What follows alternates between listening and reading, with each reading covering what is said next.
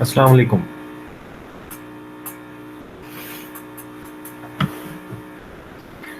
Today we start from the major element which is taking a part, playing its key role in the thesis project, that is zoning master planning of the thesis project. Before we start,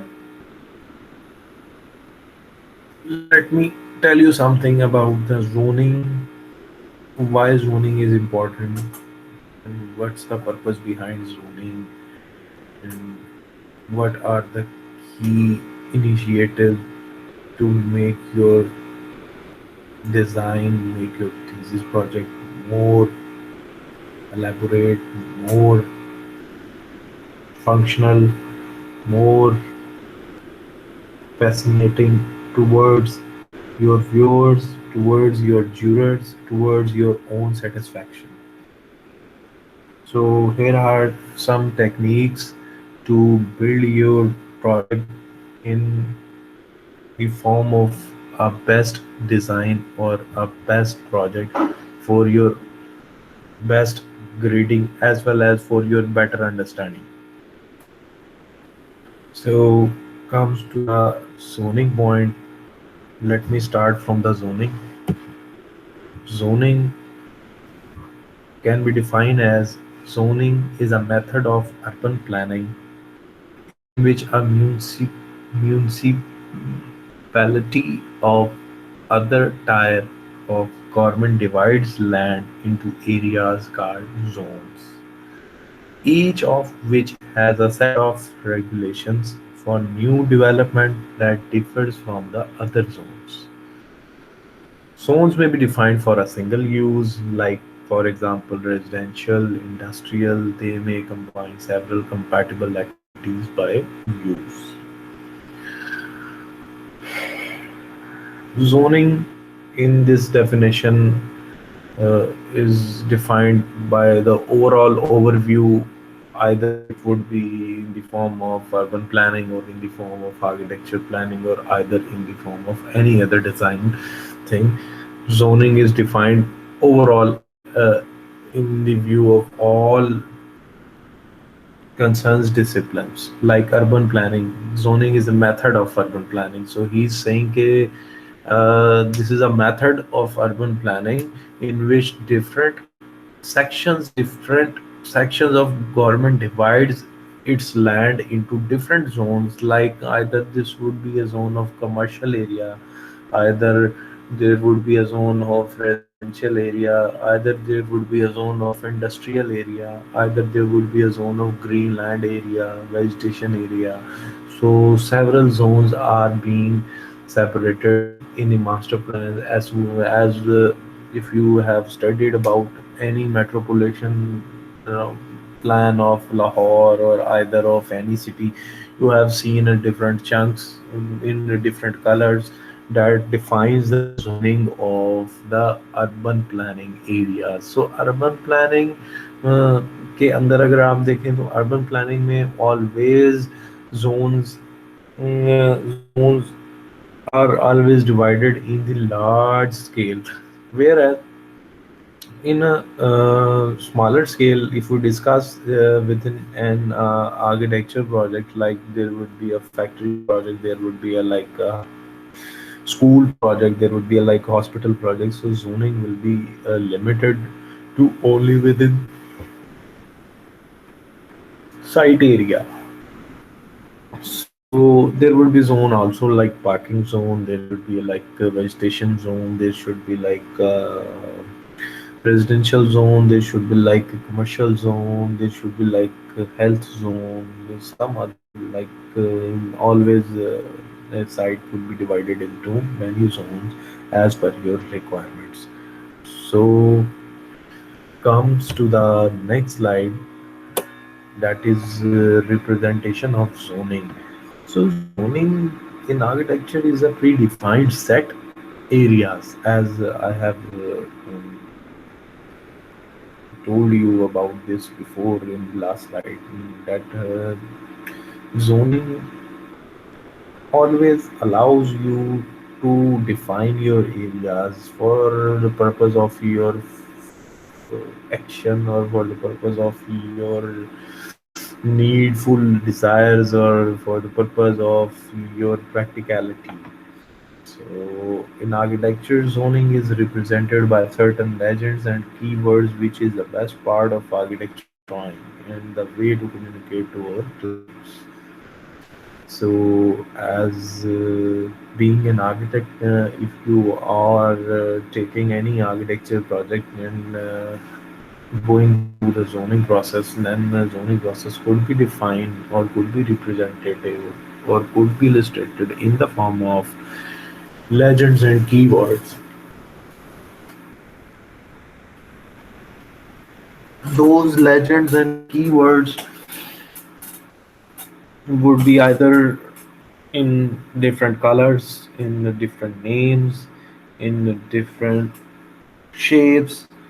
So here is a picture depiction picture that is showing the Greenland, that is the site area, and the sun direction in the morning till night, as well as the orientation, which is as necessary for your representation as well as necessary for your own project in any stage. So different legends always use different colors for representation of their zones. So that is the main key point for the representation and illustration of any zone, either it would be in urban planning project, either it would be in architectural project, or either it would be a certain residential commercial projects. So comes to the next slide. Pros and cons of zoning. Zoning is making your way to get closer to your end and product and part to elaborate a visual representation. So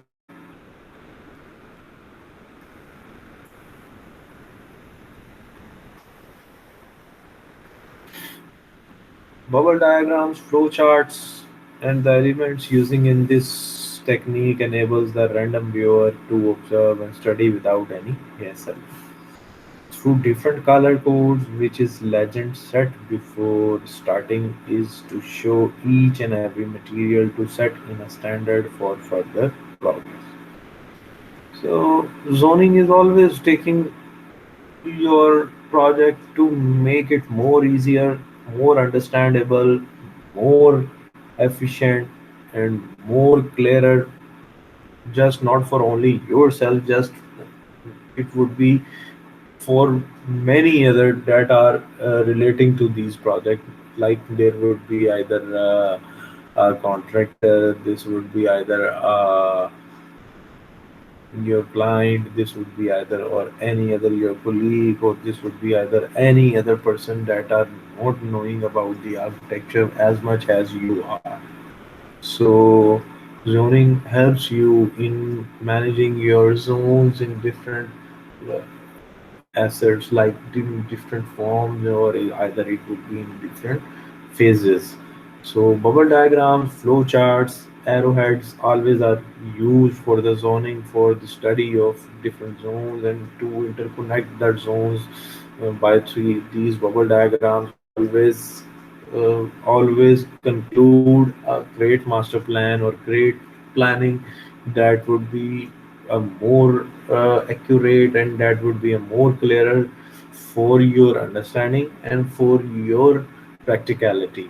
So through different color codes, as well as I've seen, as say in the last slide, that through different color code zones are differentiated, and this part or this technique is mainly focused just to not to mix in between others, and that's the main thing which should be done for the zoning.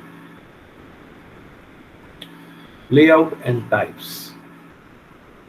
Now here I am starting from the layout.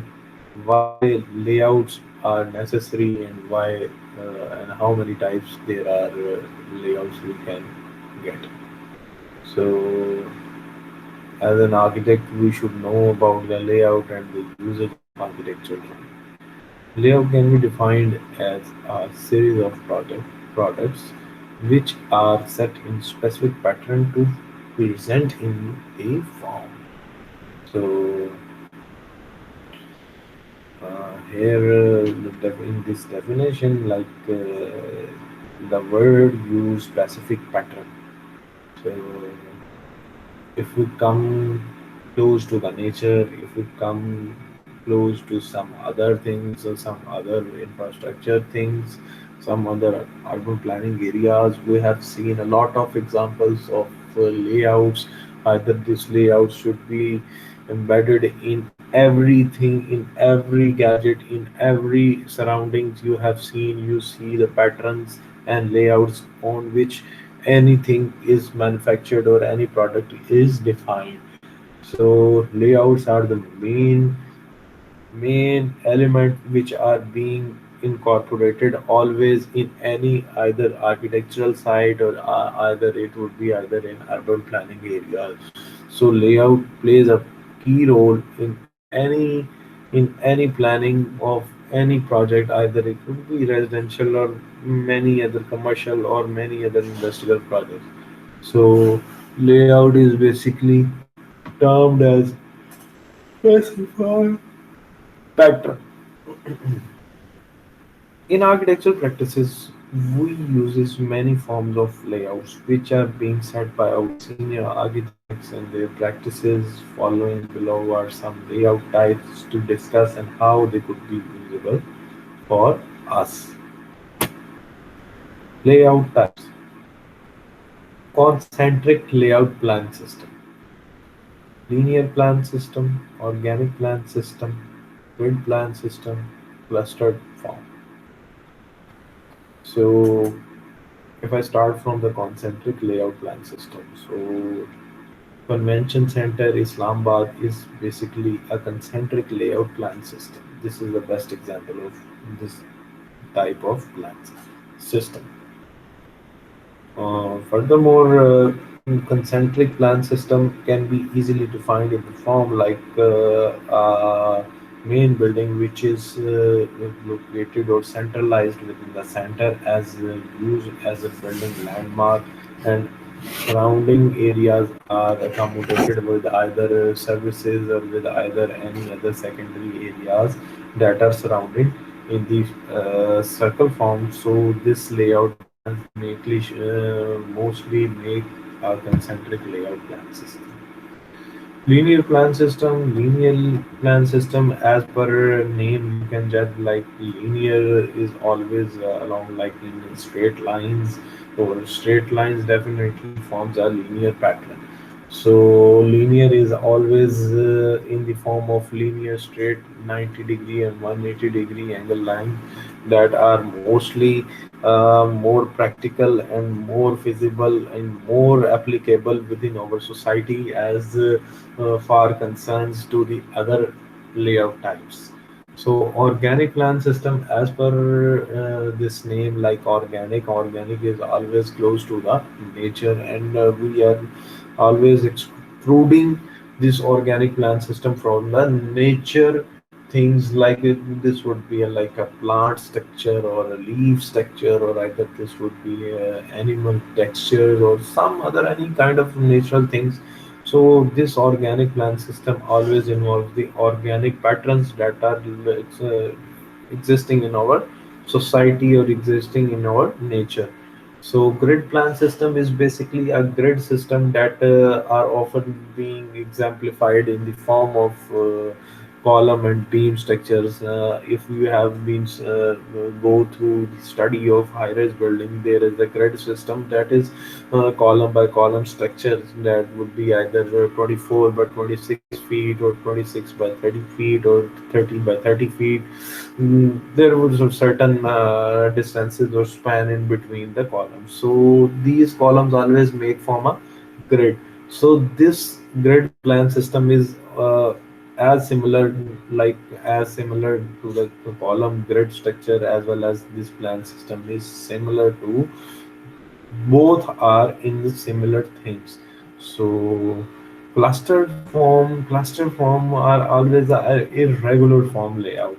So these cluster forms normally doesn't form in the basic layout, like systematic layout, but these clusters always are like molecular forms or biological forms, or either it would be a rough form that should be placement, either should be not in grid form, neither in linear form, but these are randomly arranged. Here are some examples that are being illustrated in this slide. That is, first is centered layout.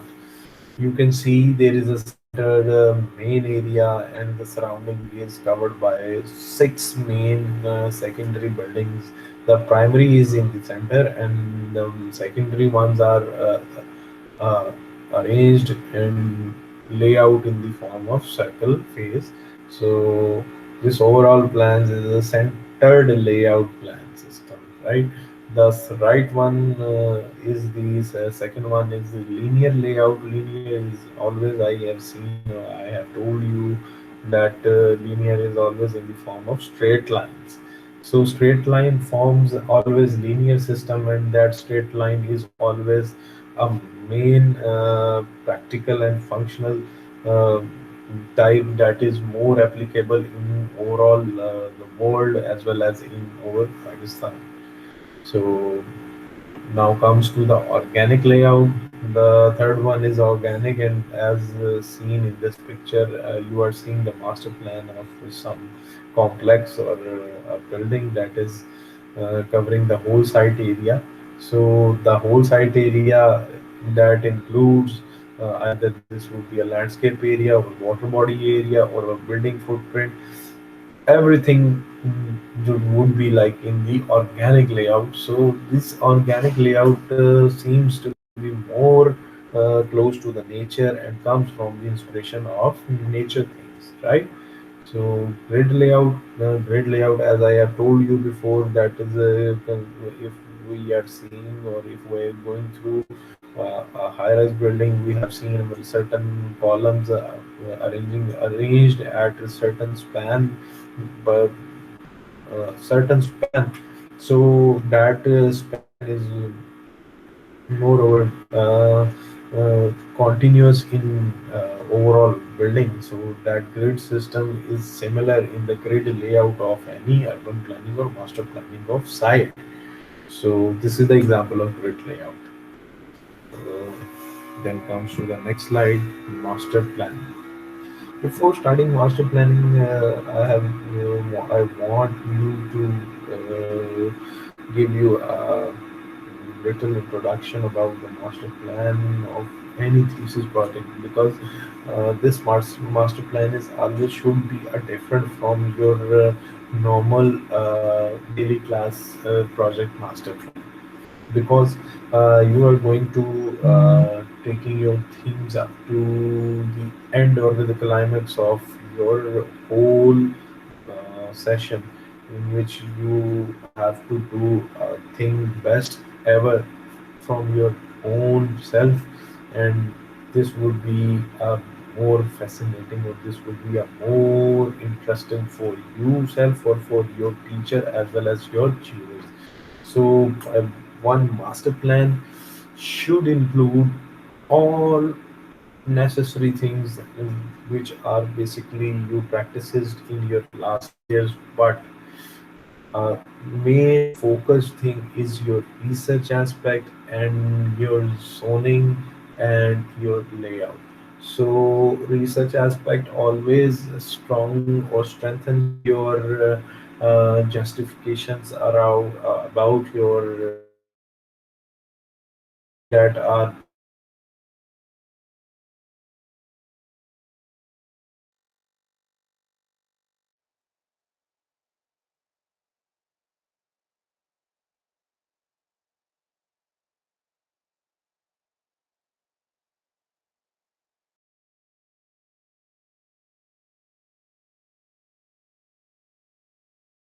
So